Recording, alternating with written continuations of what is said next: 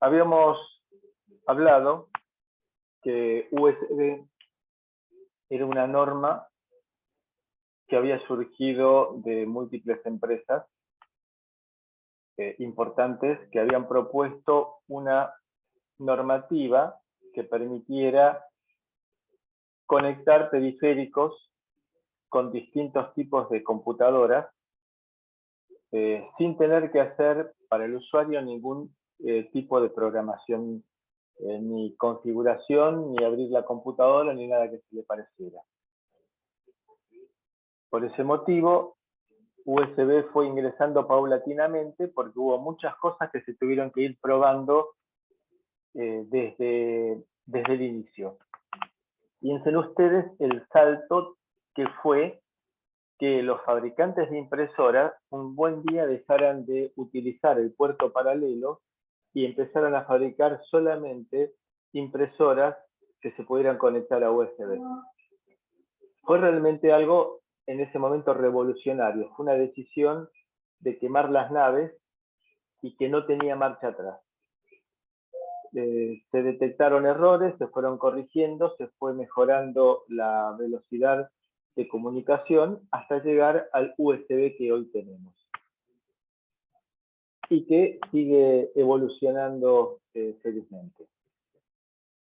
Entonces, lo que nosotros estamos aquí planteando es un sistema de conexión universal del cual nosotros, a lo largo de este curso, vamos a tomar una pequeña parte. Si nosotros vamos a trabajar con el nivel de USB más bajo, es decir, con USB 1.1, porque para nuestros microcontroladores el USB 3.0 es absolutamente inalcanzable e inútil. Inútil en el sentido de que no tenemos ninguna aplicación que se pueda usar con un microcontrolador que pueda requerir USB 3.0 o 3.1. Lo mismo para 2.0, es decir, que nosotros nos vamos a concentrar en el USB que permite ser utilizado con microcontroladores del tipo de los que vamos a usar nosotros en clase. Una de las características que habíamos mencionado de USB era que nos permitía conectar y desconectar en cualquier momento, es decir, que no requería abrir la computadora y apagar la computadora. Era una situación muy compleja, aunque parezca mentira, si uno arrancaba la PC vieja y no tenía conectado el mouse. No había forma que la computadora funcionara, es decir, que había que apagarla a lo bestia, es decir, con el interruptor, nada de controlar del y apagarla, sino que había que apagarla a lo bestia, conectar el mouse y volver a arrancar la computadora. Aquí podemos el mouse conectarlo en cualquier momento. Lo mismo con la impresora, lo mismo con cualquier periférico. Entonces, nosotros vamos a trabajar con USB 1.1. La idea de los equipos que vamos a utilizar nosotros en general van a ser sistemas de adquisición de datos que van a descargar los datos adquiridos a través de una interfaz USB y que se guardarán en, típicamente, una planilla Excel. En ese caso, lo que vamos a hacer es tratar de disfrazar a nuestro sistema de adquisición de datos como si fuera un teclado. ¿Por qué? Bueno, porque un teclado es lo que se llama Human Interface Device, dispositivo de interfaz humana y que siempre está disponible, que siempre está abierto en la computadora, en el host. Con lo cual no tenemos que hacer nada. Nos disfrazamos del teclado y empezamos a escribir los datos y tendremos que hacer un software que tome esos datos y los guarde en una planilla Excel y genere típicamente un archivo CSV, que es el más fácil de generar, o un XLX, que es también bastante sencillo de generar. Y después le damos el destino que querramos a esos datos. Podemos procesarlos para generar tarifas, costos, representarlo en gráficos, etc. Entonces, las características fundamentales es que se puede conectar en cualquier momento, y lo cual requiere que el sistema operativo que se está corriendo en el host, acuérdense, el host vendría a ser el centro, el núcleo, el máster de la comunicación, tiene que detectar que se conectó un dispositivo. Eso se hacía por medio de un desbalance eléctrico que se producía en un divisor de tensión dentro del host. Entonces, al conectarlo, nosotros estábamos, al conectar un dispositivo, estamos poniendo un resistor a tierra o a VCC, y ese desequilibrio eléctrico desencadena una serie de procesos. Entonces, el sistema operativo está corriendo en el host, tiene que detectar la conexión del dispositivo, comunicarse con el dispositivo para encontrar forma de dialogar con él, porque recuerden que el dispositivo es el que le dice al host qué es y cómo debe ser tratado. Y luego tendremos que colocar, elegir el device driver apropiado para el dispositivo. Se conecta el dispositivo, se produce un desequilibrio eléctrico que dispara un proceso en el host. El host dialoga lo mínimo necesario con el dispositivo y dice, en base a lo que vos me decís, yo tengo que manejarte de alguna manera. Este manejarte de alguna manera lo realiza un device driver, es decir, es una interfaz de software que corre en el sistema operativo, en el host, y que identifica y que permite, una vez identificado el dispositivo, tratarlo de alguna manera. Tratarlo de alguna manera significa cómo le proveo datos o cómo le leo datos. Esa es la función del device driver. Y este device driver va a dialogar con el microcontrolador que nosotros estamos diseñando. Entonces tenemos que saber muy bien cómo se va a producir ese diálogo. Los device drivers surge, la selección del device driver surge del interrogatorio que hace el sistema operativo con el dispositivo. Entonces el dispositivo se identifica de alguna manera. Por ejemplo, dice, soy un pendrive. El momento que lo conectamos por primera vez, dialoga con el sistema operativo el pendrive y le dice, soy un pendrive. El sistema operativo le preguntará, ¿qué modelo sos? Y entonces será un Kingston Data Traveler 64. Va y se fija el sistema operativo en su biblioteca a ver si tiene cómo manejar el pendrive Kingston Data Traveler 64. Si lo encuentra, si existe ese pendrive, recuerden que el que se identificó fue el pendrive. Entonces le dijo, soy tal pendrive. Entonces va y se fija en la biblioteca, si lo tiene, ustedes verán que aparece en Windows una ventanita en la parte inferior derecha que dice instalando el device driver. Una vez que se instaló el device driver, ya quedó instalado para la próxima vez.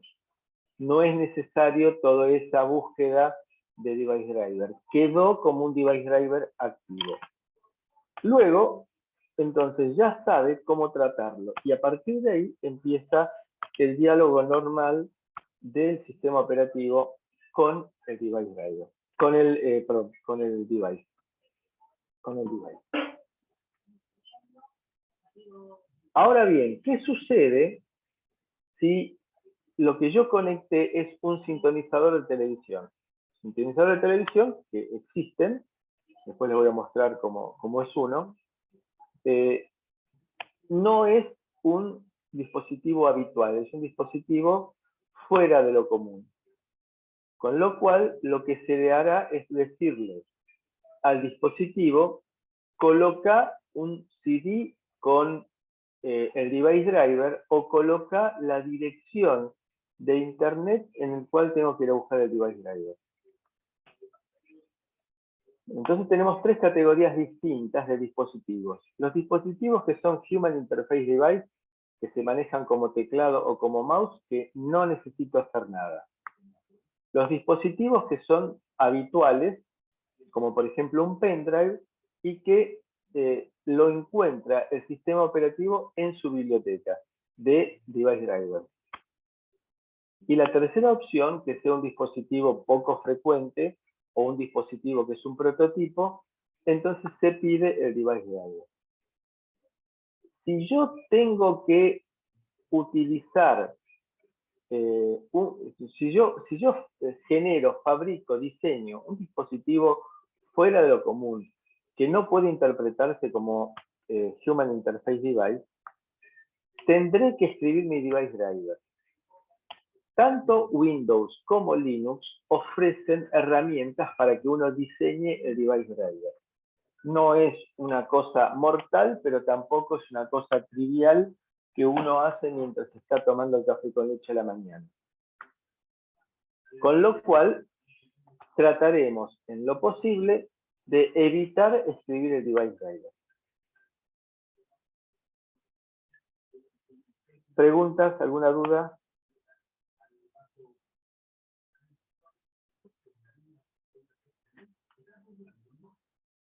¿Me van siguiendo hasta aquí? ¿Estoy conectado? Sí, profe, se entendió. Gracias. En caso de que no exista el device driver, Windows y Linux son archivos grandotes, estamos hablando de gigas. No es solamente el código del sistema operativo en sí, sino que ya viene con un montonazo de device drivers de distintos dispositivos de uso frecuente. Con lo cual tiene una biblioteca de device drivers. Y eso ocupa un buen tamaño dentro de todo lo que es los gigabytes del sistema operativo. A veces, cuando vienen actualizaciones, también aparte de corregirse errores que pueda llegar a tener el sistema operativo, se incorporan nuevos device drivers. Y cuando uno carga una actualización del sistema operativo, también carga los device drivers de dispositivos de uso frecuente que hayan aparecido desde la última actualización. Si no está en la biblioteca de Windows o de Linux o de OS X, el fabricante va a tener que proveer el device driver. Entonces van a encontrarse que hay algunos dispositivos, lo mismo que sucede con las aplicaciones para el teléfono, que existen para un sistema operativo y no para el otro. Con lo cual, el fabricante se centró en un determinado tipo de usuario. Y no hizo el sistema, el device driver para Linux, por ejemplo, o para Mac, y se concentró solamente en hacer el device driver para Windows. Puedo utilizar en el caso de Windows, el Windows Driver Foundation, que me permite, es todo un procedimiento, no es para principiantes, pero hay que pedalear bastante, y que nos permite entonces diseñar nuestro propio device driver. En el caso de USB 2.0, tenemos hasta 7 niveles posibles de hubs. El nivel superior, el que siempre está presente en la PC o en el dispositivo que nosotros diseñemos como host o utilicemos como host, tendrá que haber lo que se llama el root hub. Es decir, el de aquí arriba, es el nivel más alto. Es el que me provee mayor corriente y es el que me da también mayor velocidad de conexión. Luego podré ir colocando hubs. Y fíjense que puedo ir conectando un hub, 2 hubs en cascada, 3 hubs, 4 hubs, 5 hubs. Y conectar funciones. Funciones significa dispositivos. Entonces tenemos 7 capas en los cuales, en estas 7 capas, puede haber hasta 5 niveles de hub. Con lo cual, de un hub puedo ir a otro hub o puedo ir a un dispositivo. Aquí tenemos, por ejemplo, que este hub va a este dispositivo y de aquí tenemos otra rama que va con cadena de hub hasta el dispositivo que coloco en la capa 7, en el Tier 7. En el caso de USB 1.1 se pueden llegar a tener 5 capas, es decir, 3 niveles de hub. Es evidente que es poco frecuente que yo vaya a tener tal cantidad de dispositivos que me requiera tener 5 niveles de hub, descartando el root hub, con lo cual, bueno, es una restricción, pero que no es demasiado grave para los usos habituales. El vértice de la pirámide jerárquica la emplea el hub root o root hub. También se lo conoce como host controller y que tiene hardware, firmware y software.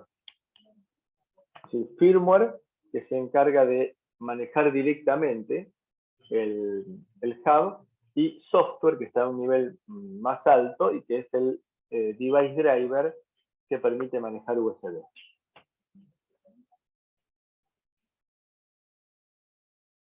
Cada dispositivo tiene endpoints, es decir, puntos finales, lo podemos llamar.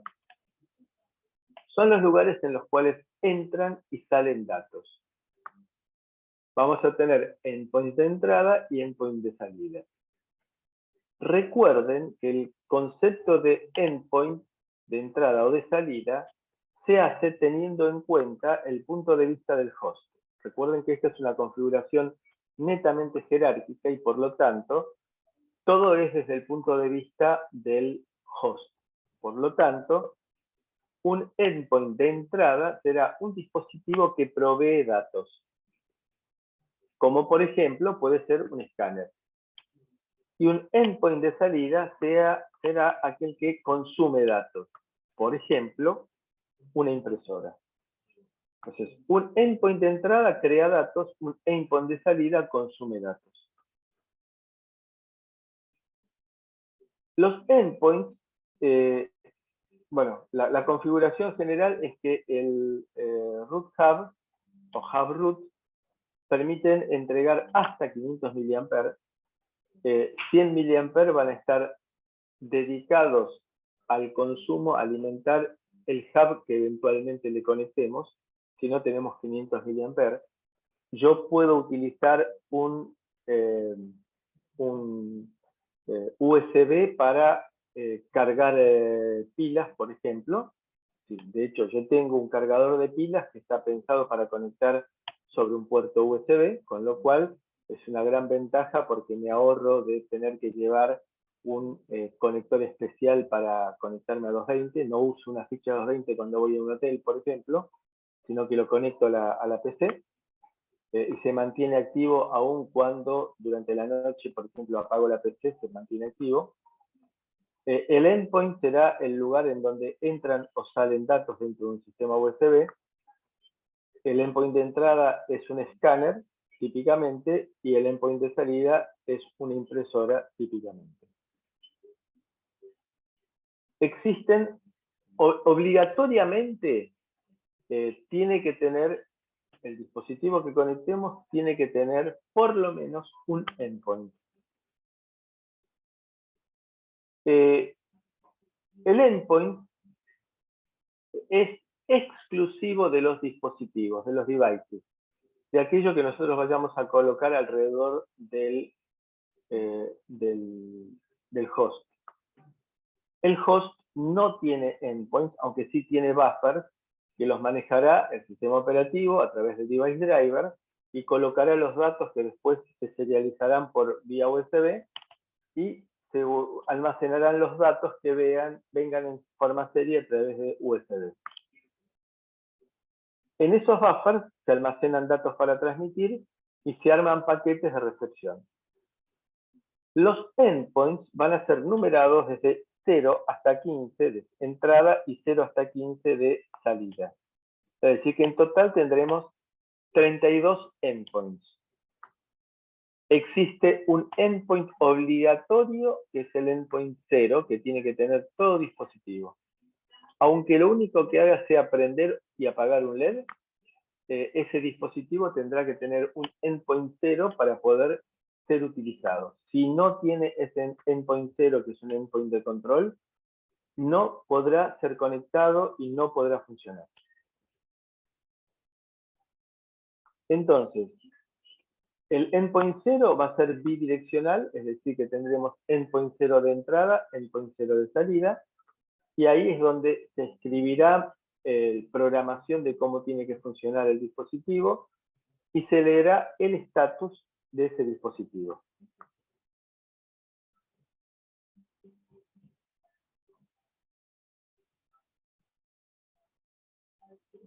El endpoint es el punto en el dispositivo. El endpoint es el punto de conexión con el host. Es decir, desde ese endpoint se empezarán a ramificar los datos hacia las distintas partes del microcontrolador que maneja el dispositivo.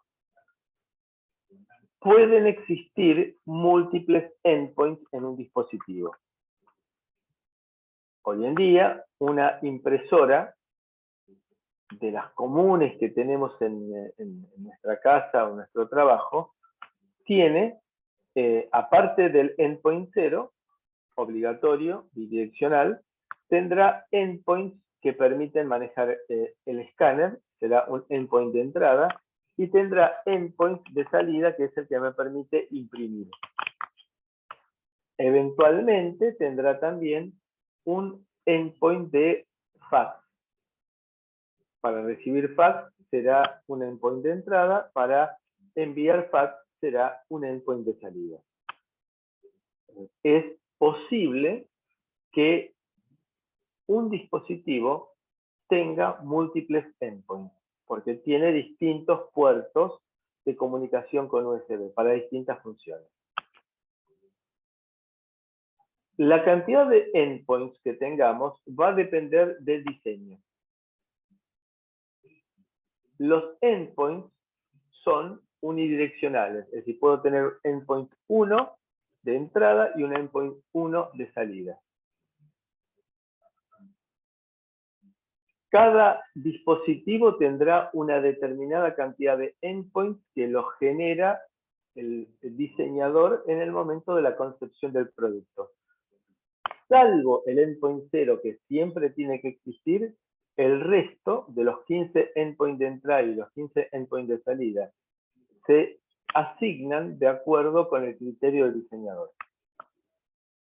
Cuanto mayor sea la cantidad de endpoints que se me ocurra agregarles, mayor va a ser la complejidad del hardware y del firmware asociado con ese dispositivo que estoy creando. Con lo cual, no es cualquier número el que podamos llegar a producir en la generación de endpoints.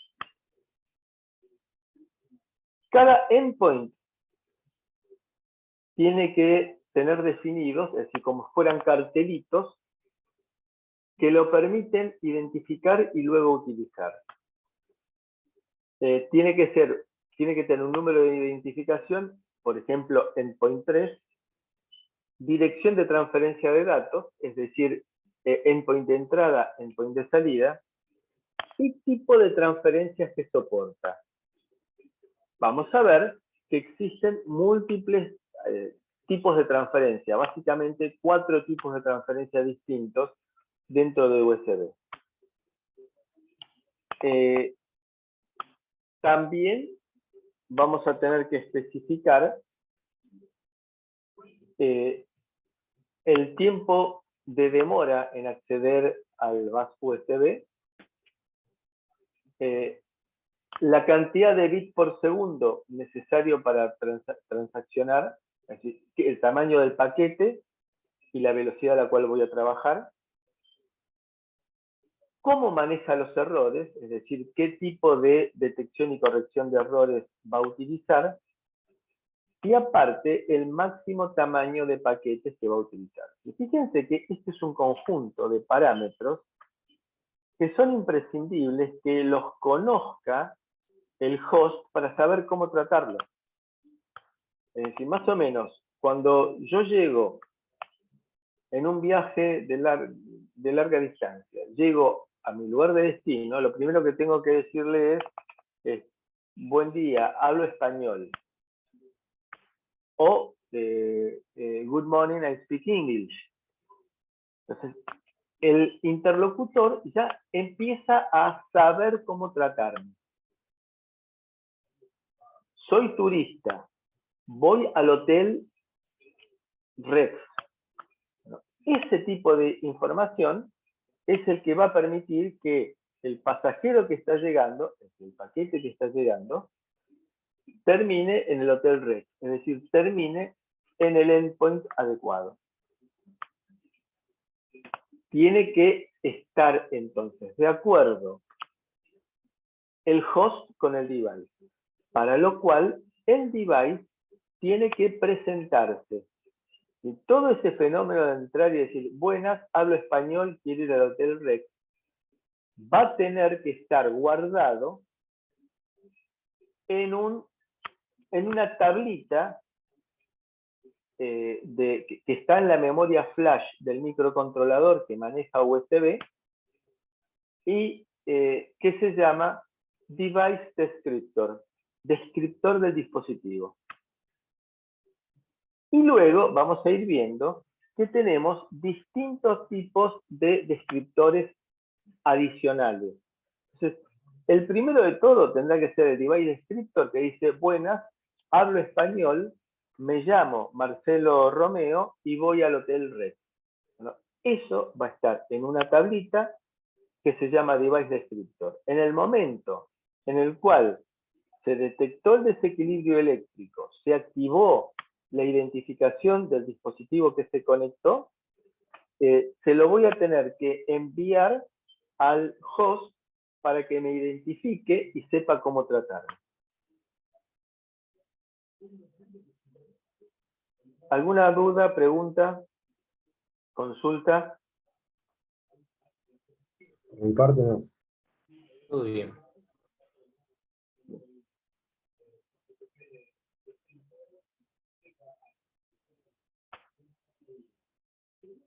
Siempre tiene que haber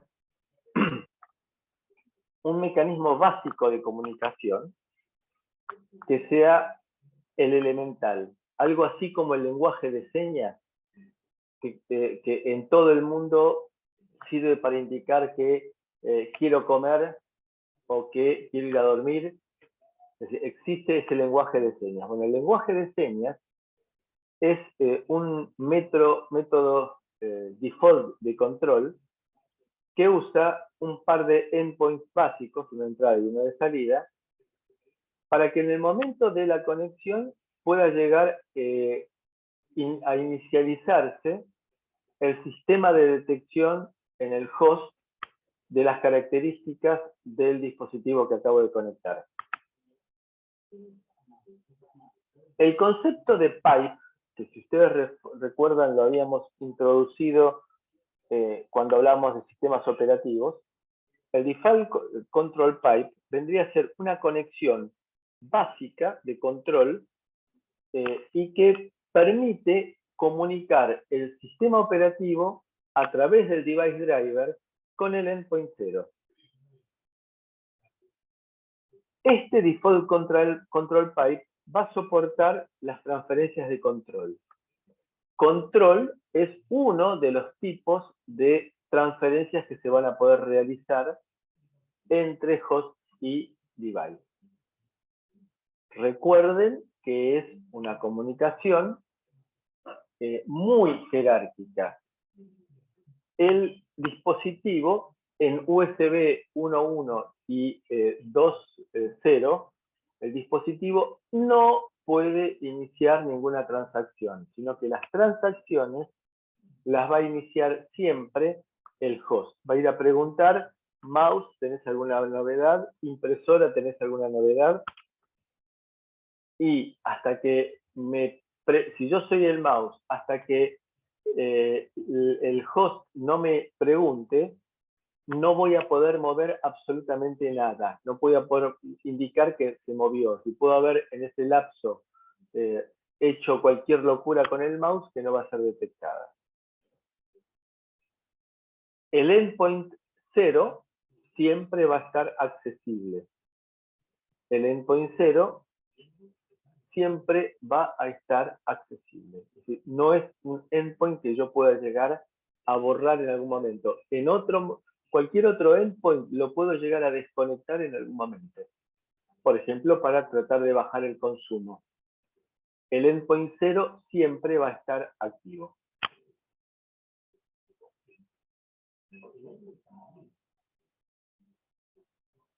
Bueno, los pipes van a ser los canales de comunicación que se establecen entre el host y los devices. Tendría que ser caños. El concepto de pipe que habíamos introducido en sistemas operativos era esa especie de tubo gigantesco que ponen las obras en construcción cuando están en el proceso de instalación interna, de rotura de paredes para poner las cañerías y todo eso que se generan escombros, y los tiran por un tubo grandote para que caiga en el volquete en la planta baja. Bueno, ese es el concepto de pipe. Se arma, se establece y luego se utiliza. Por comodidad, vamos a interpretar que el host es una PC. ¿Puede ser otro microcontrolador diseñado por nosotros? Sí. Recuerden el caso en el cual dijimos de que yo tengo que leer o escribir datos en un pendrive para que se lo lleven en una estación de bombeo remota en el medio de la Patagonia. Entonces, en el pendrive se le darán las directivas, lo leerá y para eso necesita ser host. Escribirá y para eso tiene que ser host. Es decir, podemos llegar a diseñar un dispositivo que actúe como host. El pipe es la vinculación entre el device driver del host que se materializa con buffers y que del lado del dispositivo será un endpoint. Entonces, el pipe es la unión entre el buffer del device driver, el buffer que maneja el device driver, no está exactamente el device driver, pero el buffer que maneja el device driver en el host y el endpoint que se encuentra en el dispositivo. Si el dispositivo se desconecta, se libera el pipe. Es decir, si yo saqué el volquete en donde estaba tirando los escombros, ese pipe queda deshabilitado. El proceso de identificación se llama proceso de enumeración. En ese proceso de enumeración se establecen las conexiones que van desde el host hacia los endpoints del dispositivo. Ahí es donde se establecen. Entonces tendremos un descriptor de endpoints. Dijimos que existía un descriptor del dispositivo, que era lo primero que se transfería para decirme, buenas, hablo español, me llamo Marcelo Romeo y voy al Hotel Rex. Eso estará en el device descriptor, el descriptor del dispositivo, que es lo primero que se transacciona entre dispositivo y host. Y luego serán los detalles cuando yo llego al hotel. Cuando llego al Hotel Rex, le digo, buenas, tengo reservada la habitación 504, vine con 3 equipajes y quiero hacer uso de la caja de seguridad. Bueno, eso ya es un descriptor del endpoint. Ya estoy entrando en el detalle de la configuración del viaje. Cada dispositivo va a tener obligatoriamente que tener un pipe de control, que se llama Default Control Pipe, y que usa el endpoint 0. El endpoint 0 es el de control, para programar el funcionamiento del dispositivo y para leer el estatus del dispositivo. En un caso será endpoint de salida, en el otro caso será endpoint 0 de entrada. Decimos entonces, recalcamos, que cada endpoint va a tener su descriptor, que vendrá en algún momento después del descriptor de dispositivo.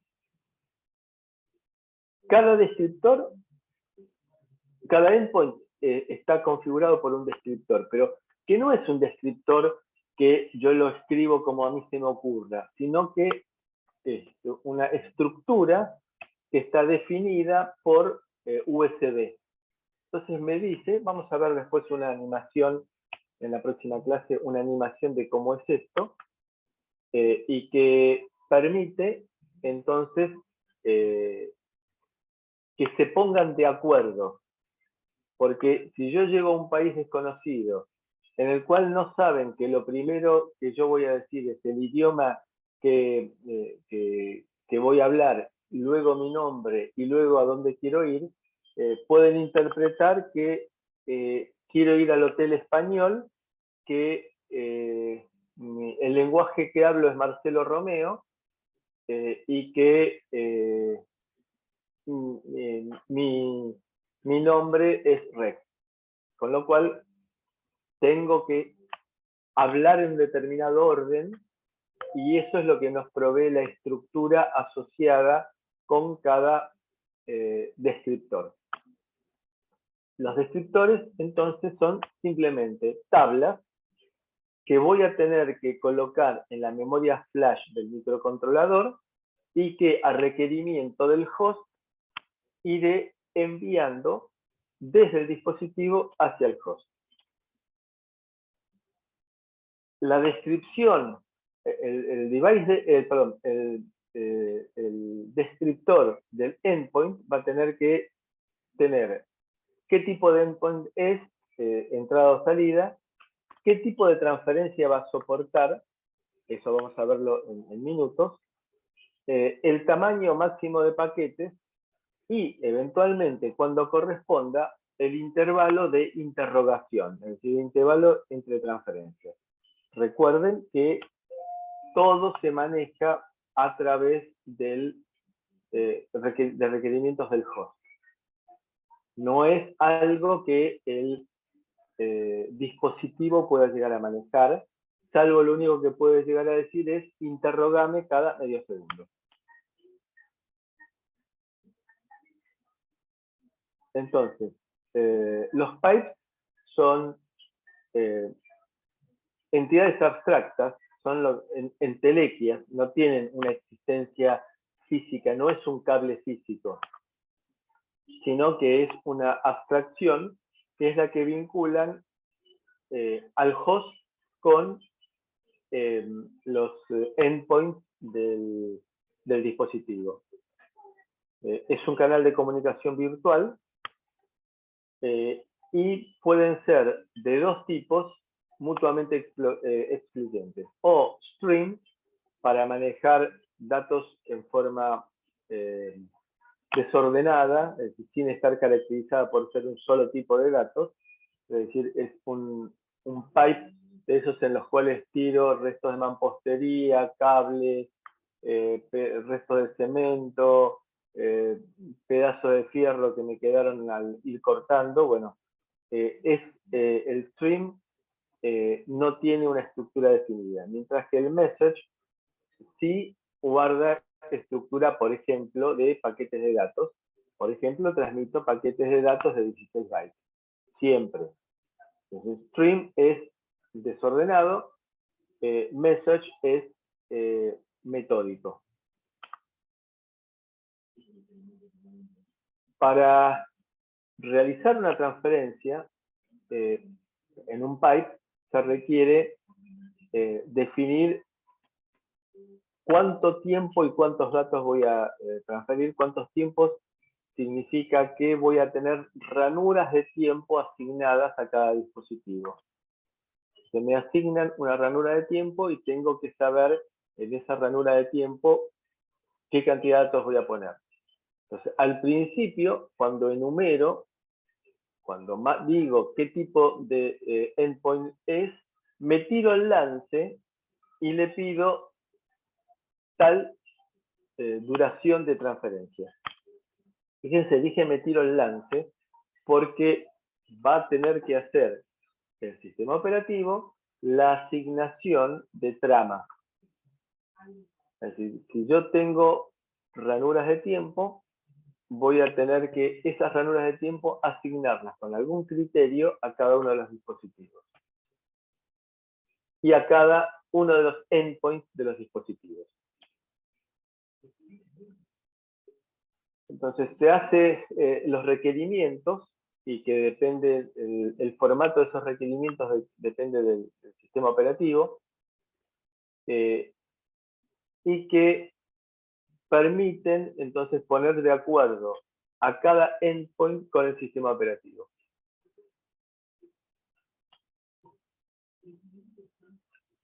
Transferencias. Hemos hablado de transferencias a lo largo de esta clase y vamos a tratar de ver qué transferencias se tratan. Tenemos una que mencionamos, que es la transferencia de control, que dijimos que es la que se utiliza con el endpoint 0, que esa viene luego.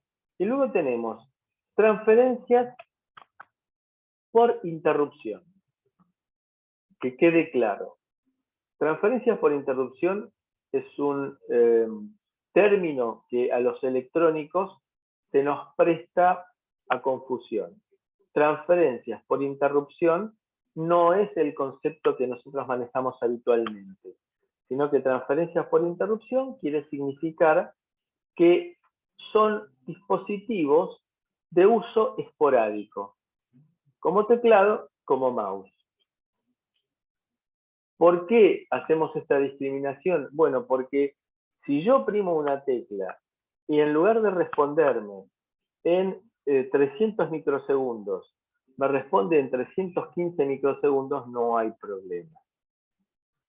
El operador que oprimió la tecla no se da cuenta. Estamos hablando de pequeñas fluctuaciones. Se va a atender, se le va a dar prioridad, pero no es el concepto de que oprimo una tecla y se genera una interrupción. Se llama interrupción porque son de uso de vez en cuando. Después tenemos otro tipo de transferencia que se llama a granel o bulk en inglés. Son aquellos grandes consumidores de datos como una impresora o generadores de datos como un escáner. Estos dispositivos van a tener que tener baja prioridad. Fíjense que en principio resulta un contrasentido. Baja prioridad en la asignación de ranuras de tiempo, porque si yo a un gran consumidor de datos o a un gran generador de datos le doy demasiada bola, se consumen todo el uso del bus USB. Entonces, contrariamente a lo que uno se imagina, estas transferencias de tipo bulk, de tipo a granel, se van a hacer cuando tenga tiempo, porque si no, al escáner le voy a tener que dar la totalidad del uso del bus. Y después tenemos transferencias isócronas, que lo que tengo que hacer es garantizar la latencia. El ejemplo típico es poner parlantes de audio, no los parlantes de audio que se alimentan por USB y que reciben la información por medio de un cablecito de audio común, sino que nos estamos refiriendo a los parlantes que se alimentan por USB y reciben los datos por USB. Estos dispositivos, estos parlantes, necesitan que se les envíe información en forma periódica, garantizado. Es lo que hoy en día vemos en televisión con streaming. ¿Qué pasa si Flow o Amazon o Netflix se corta por el problema de internet? Me parece un dibujito diciendo estoy pensando. Eso es lo que sucede cuando no se cumple con las condiciones de isocronicidad de la comunicación. Entonces, acá tengo que garantizar que cada tantos milisegundos le voy a mandar un paquete de tal tamaño para que se mantenga escuchándose música hasta que vuelva a ser atendida la transferencia isócrona. Y luego, como habíamos dicho anteriormente, están las transferencias de control. Estos son los 4 tipos de transferencia con los cuales nos vamos a encontrar en USB 1.1 y en USB 2.0. ¿Alguna pregunta? ¿Dudas?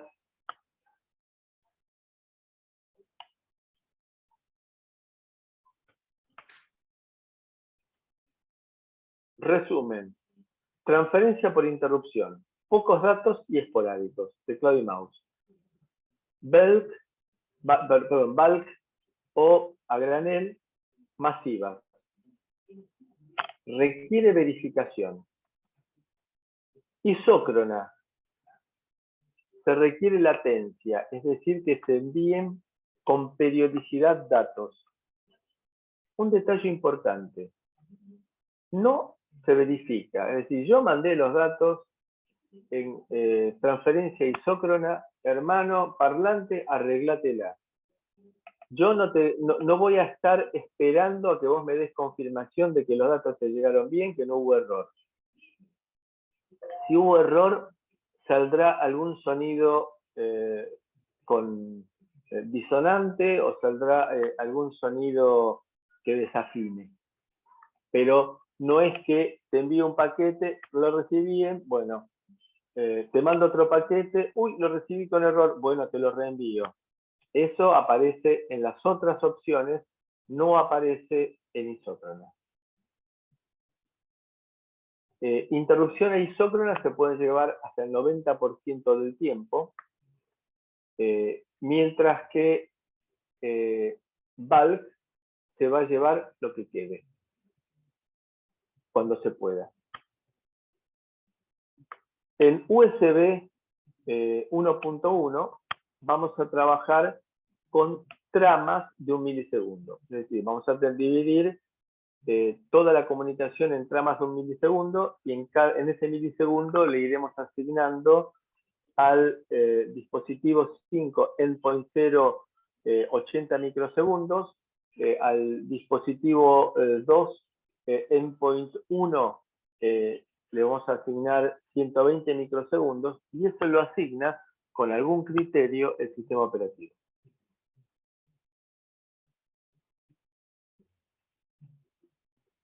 Cuando arrancamos, tenemos que identificar al dispositivo que se conecta. Dijimos que ese proceso de identificación se llama enumeración. Ahí es donde dialogan y se vuelcan toda la información. El dispositivo se desnuda, le dice, soy el dispositivo tal, tengo tantos endpoints. El endpoint 1 es de tal tipo, de salida, el endpoint 1 de entrada es de tal tipo, el endpoint 5 es de salida es tal tipo, y así sucesivamente. Y luego terminaré definiendo, si fuera necesario, los pipes de la forma que yo quiero que se establezcan. Entonces voy a tener varios niveles de descriptores de dispositivo, de endpoints y luego de detalles dentro de la configuración. El host interroga y el firmware del dispositivo tiene que estar diseñado, previsto, para que transfiera lo que el host le está interrogando. Dijimos que se van a asignar ranuras de tiempo de 1 milisegundo. En el caso de USB 2.0 va a ser de 125 microsegundos, pero nosotros nos vamos a concentrar en USB 1.1, es decir, tramas de 1 milisegundo. Fíjense lo que aparece acá. Start of frame, inicio de la trama. Entonces acá tenemos esto sería desde aquí hasta aquí 1 milisegundo. Entonces, inicio de la trama, una ranura de una duración predeterminada, dispositivo 1 endpoint 2, dispositivo 2 endpoint 2, dispositivo 5 endpoint 3, dispositivo 5 endpoint 3, fíjense, le asigno 2 ranuras consecutivas al mismo endpoint, dispositivo 5 endpoint 3, 3 ranuras, y luego me queda un rato no utilizado. Luego, otra trama, inicio de la trama, contrariamente a lo que imaginaríamos, arrancamos con dispositivo 1 endpoint 2, dispositivo 2 endpoint 0, fíjense, no estamos siguiendo la misma secuencia. Dispositivo 5 endpoint 3, dispositivo 5 endpoint 3. Y luego, tiempo sin uso, que es distinto a este otro tiempo sin uso. Inicio de la tercera trama, dispositivo 1 endpoint 2, oye, igual que antes, hasta ahora. Dispositivo 2 endpoint 0, igual que aquí. Dispositivo 2 endpoint 0. Ahora ya no apareció el dispositivo 5 endpoint 3. ¿Por qué? Bueno, porque se terminó la transacción que se quería hacer en los dos primeros tramos. Conclusión de todo esto, no es un molde calcado todas las tramas, sino que son asignaciones dinámicas que hace el sistema operativo. En el momento que yo quiero imprimir, por ejemplo, voy a tener al dispositivo 5 endpoint 3 que se utiliza frecuentemente. Se ve que esta ranura que quedó acá es insuficiente frente a lo que necesita el dispositivo 5 endpoint 3. Por eso es que no se utilizó esto.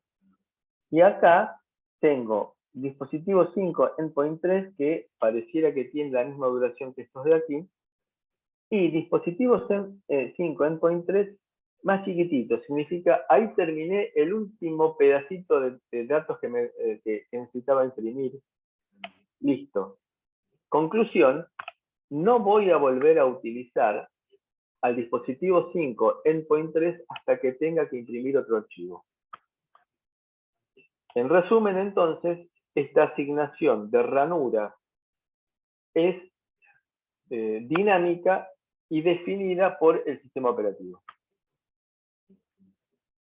¿Quedó claro? ¿Alguna pregunta? ¿Me van siguiendo dudas? ¿Están despiertos todavía? Sí, todo bien, profe.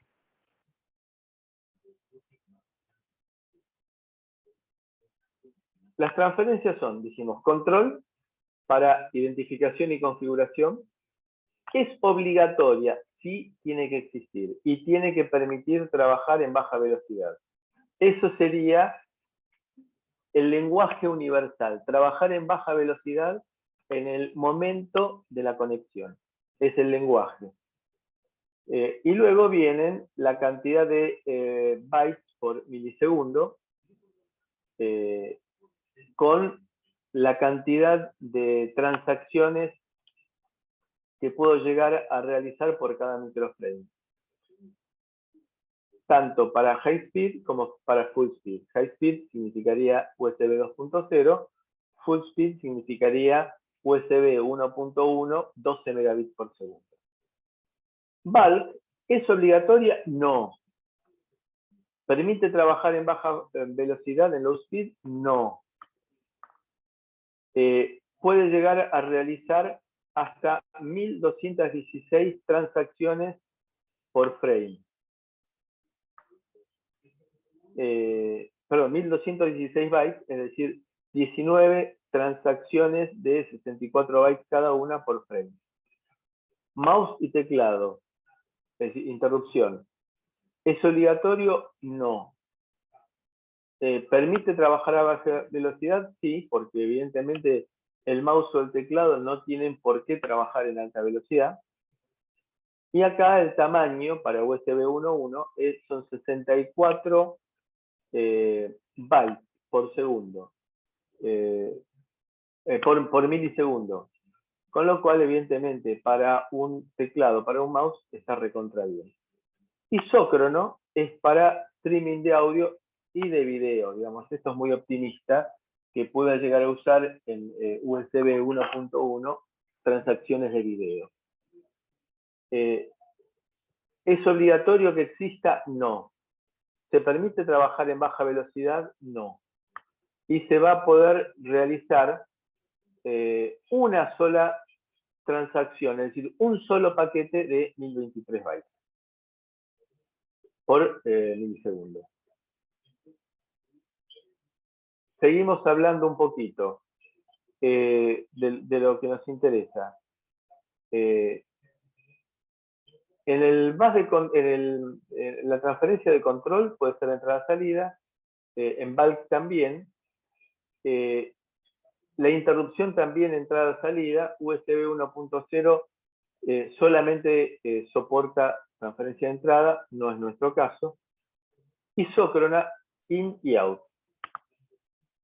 Reserva de ancho de banda en porcentaje es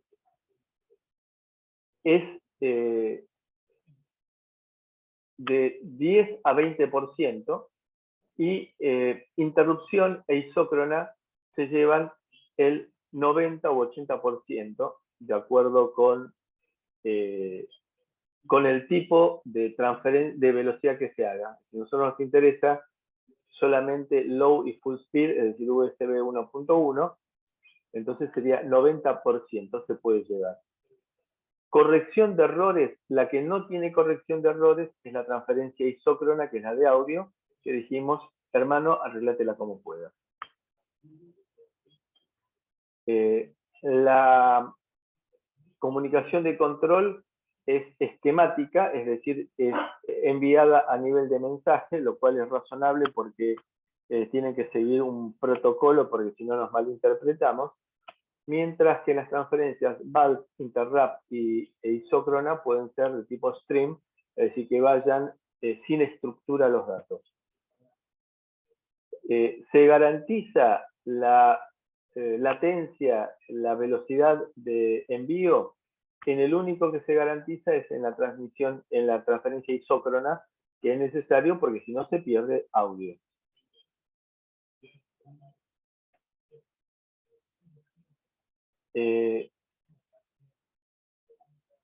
Las características de cada transferencia están asociadas con el tipo de flujo de información que esté involucrado.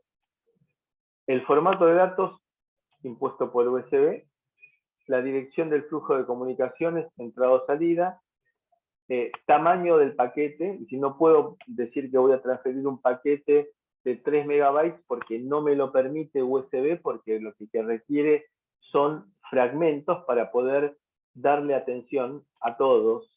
Es decir, no es que si yo quiero transmitir un paquete de datos de 3 megas, me largo a transmitirlo y que todo el mundo se muera sin poder utilizar el bus, sino que USB me impide hacer eso. Entonces, USB me corta cuando se alcanzó el tamaño máximo de la micro ranura que se me asignó.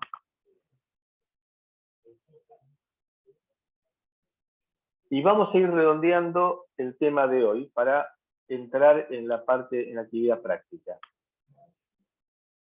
Hemos hablado de transferencias. Cada transferencia se divide en transacciones, múltiples transacciones.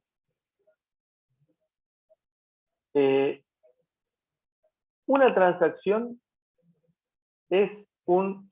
arranca con un paquete de token. El token vendría a ser cuando se tiene una carrera de postas. Una carrera de postas es que se le va transfiriendo la posta de un corredor al siguiente, que empieza a correr, corre. Cuando termina su tramo, le entrega la posta al cliente y así sucesivamente, bueno, esa posta es el token, es el identificador.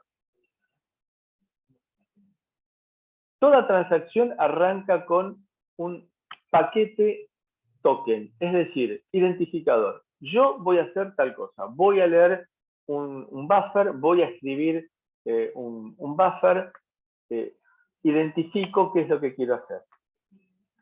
Para lo cual vendrá un PID. Este es un número de identificación, que ahora vamos a ver en detalle de qué se trata. Luego vendrá la dirección del dispositivo con el cual quiero transaccionar, el endpoint y el CRC, es decir, la técnica de detección y corrección de errores. Cada transacción, todas las transacciones van a ser iguales, arrancan con un token packet, en el cual acá vamos a tener un byte identificatorio de lo que se quiere hacer, con qué dispositivo, con qué endpoint de ese dispositivo y el CRC. De acuerdo a la que haya definido allá que quiere hacer, escribir o leer, por ejemplo, vendrá una identificación. Voy a escribir datos. Acá dije, voy a escribir a este dispositivo, a este endpoint. Acá estoy diciendo, ahí van los datos que te prometí en el token packet. Acá viene entonces la identificación, los datos. Acá ya seleccioné con quién lo voy a hacer, Es decir, no tengo que volver a decirlo. Luego vendrán los datos y el CRC que involucra estos datos. Y luego me viene un handshake. El handshake significa de acuerdo, lo cual significa que fue bien recibida. La otra opción es que sea no de acuerdo. No de acuerdo no significa error, sino significa no te entendí. Por ejemplo, que yo le haya querido enviar datos a un escáner. El tipo me dice, ¿qué me envías datos si yo soy un escáner? Y la otra opción es decirle, estoy bloqueado, stall, estoy bloqueado. Entonces, eso es lo que viene en el handshake. Repetimos, cada transacción viene una identificación de lo que se quiere hacer. Voy a escribir un endpoint de salida del dispositivo número tal. Luego vienen los datos que fueron prometidos en el token packet y luego vendrá que el dispositivo que fue escrito me diga recibí los datos bien. ¿Cómo me doy cuenta que recibí los datos bien? Porque verifiqué el CRC que me vino aquí. En cada caso voy verificando el CRC. Vamos a entrar más en detalle. Entonces, acá tenemos la transacción típica y luego tenemos que cada transacción se divide en 3 paquetes. Acá tenemos entonces el start of frame, dispositivo 1, endpoint 3, dispositivo 1, endpoint 3, dispositivo 2, endpoint 1, dispositivo 6, endpoint 2, sin utilizar. Estas asignaciones de tiempos las hace el host, de acuerdo con los requerimientos de cada dispositivo que se haya conectado. Entonces, el host es el que a través del sistema operativo, el que se carga de organizar las transacciones. Entonces, cada transacción que yo estoy haciendo acá está constituida por 3 partes. La primera era el token, que dice, voy a hacer tal cosa. La segunda es hacer tal cosa. Y la tercera es el handshake. Entonces dijimos que cada transferencia son 3 transacciones. Entonces, cada transacción tiene su token, sus datos y el handshake. El token tiene su identificación de qué es lo que quiero hacer, alguna información adicional y CRC. Veámoslo un poquito más en detalle. Entonces, ¿cómo viene el PID? El PID es un byte. Es la identificación de qué es lo que quiero hacer. Entonces, el PID en realidad está compuesta por 4 bits y luego esos 4 bits complementados. Esta es la forma de detección y verificación de errores más elemental que hay que es enviar la información duplicada, pero complementada. Entonces acá voy a tener el PID, la identificación de la tarea que quiero realizar, con lo cual significará que como máximo tendremos 16 tareas posibles, y luego viene su complemento. De manera que el dispositivo receptor podrá ver si hubo error o no hubo error. Luego vendrá eventualmente información adicional. ¿Qué tipo de PIDs tenemos? En primer lugar, tendremos el token que cuando las transacciones de tipo token, que son salida, entrada, start of frame y setup. In y out, desde el punto de vista del host, significa voy a sacar datos. Entonces voy dando estos 4 bits y luego su complemento. Lectura de datos. Envío estos 4 bits y luego su complemento. Fíjense que in y out difieren en un bit, el más significativo.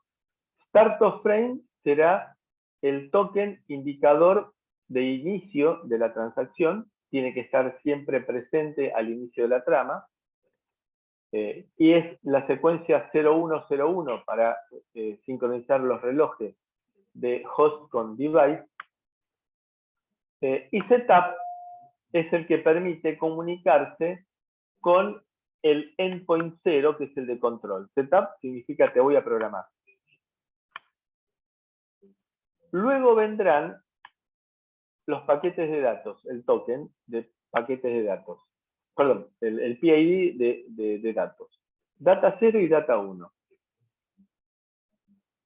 Si yo dije en el primer,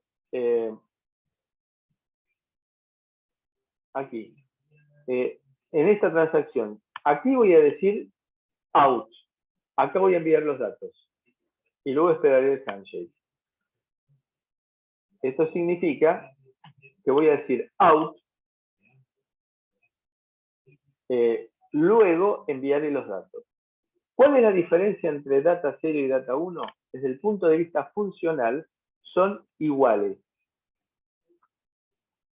Significa, en el ejemplo que estamos poniendo, escribir datos. Vendrá entonces el paquete de datos aquí.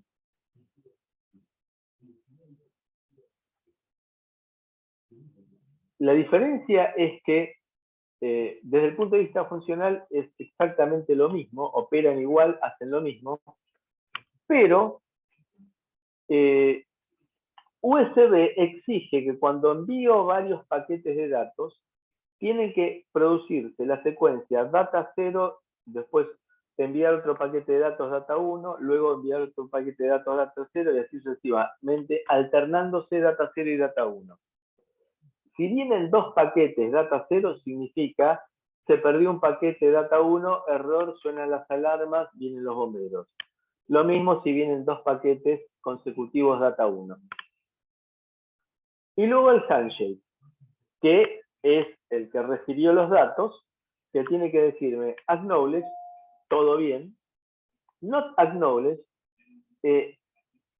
no puede recibir los datos o no puede transmitir datos, lo cual no significa que sea un error.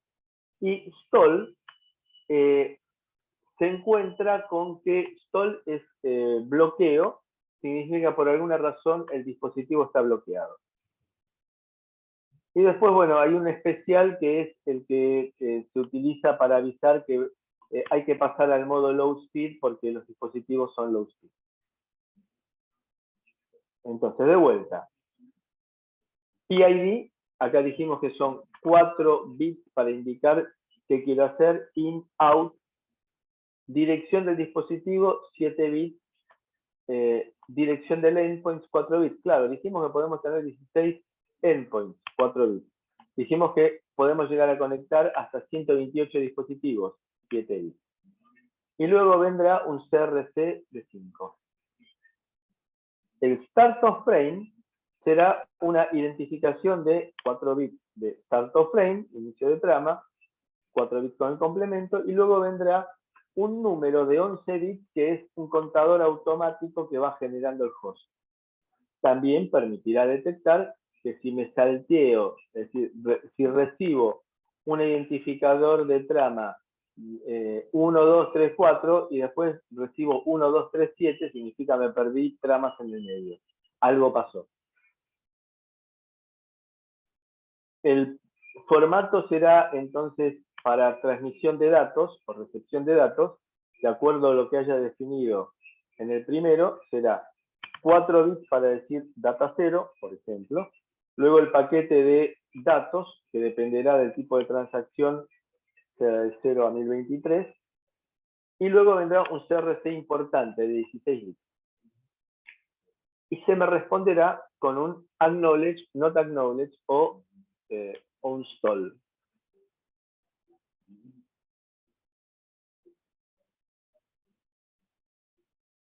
Preguntas.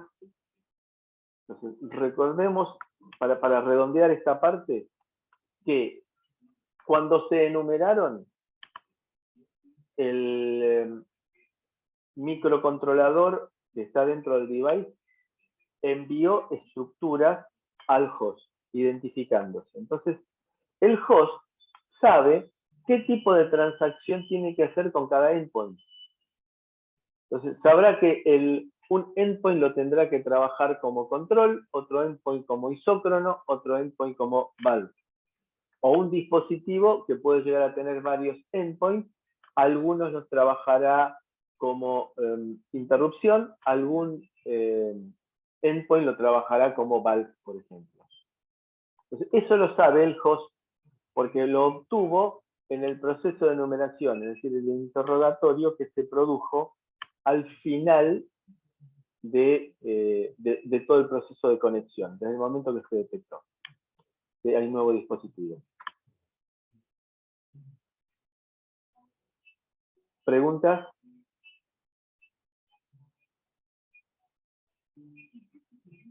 Entonces, luego de la identificación del token, viene información adicional que dijimos que serán 7 bits para indicar el dispositivo y 4 bits para indicar el endpoint.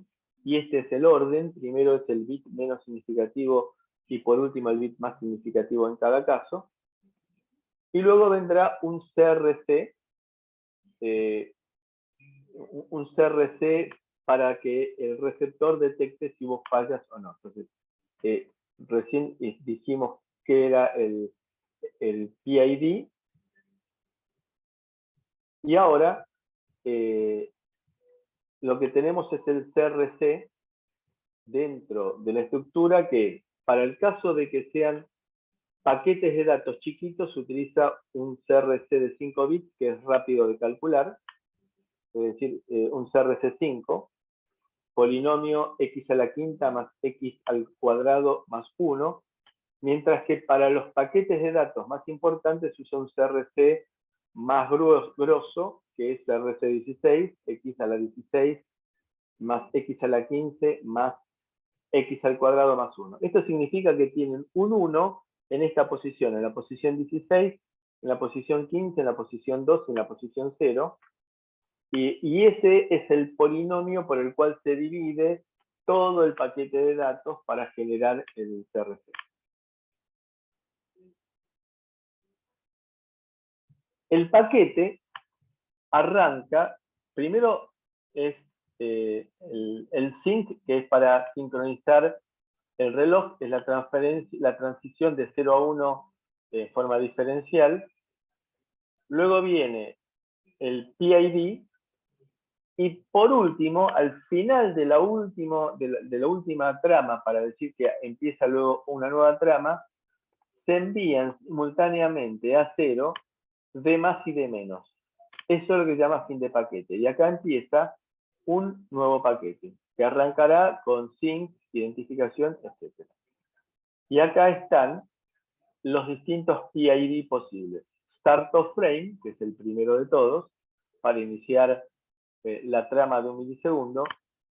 Luego tenemos la opción de programar algo, setup, lectura de datos, escritura de datos, paquete de datos 0, paquete de datos 1, y estos serían los tres en cuanto a handshake: acknowledge, not acknowledge y stall.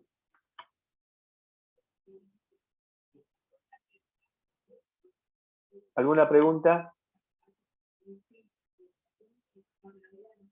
¿Preguntas, dudas?